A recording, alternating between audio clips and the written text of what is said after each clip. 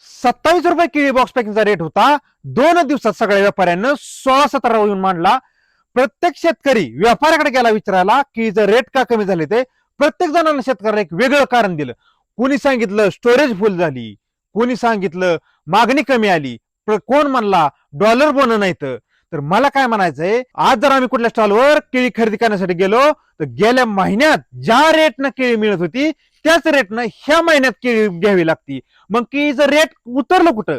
केळीचं rate उतरलं फक्त शेतकऱ्याकडून व्यापाऱ्यांना केळी खरेदी करण्यासाठी. अरे लाज वाटू द्या. एखाद्या कुठल्या मॉलमध्ये जर तुम्ही गेला तर एमआरपी नुसार तुम्हाला प्रत्येक वस्तूची किंमत मोजावी लागते. मग शेतकऱ्याच्याच कष्टाची किंमत तुम्हाला द्यायला काय एवढी लाज वाटते? आज जर तुम्ही सगळ्या व्यापाऱ्यांनी मेळ केले ते तसंच जर आम्ही सगळ्या शेतकऱ्यांनी एक दिवस जर मेळ केला तर तुम्हाला एमआरपी नुसार केळी खरेदी करावी लागेल. मला सर्व शेतकऱ्यांना एकच सांगायचंय, तुम्ही खचून जाऊ नका.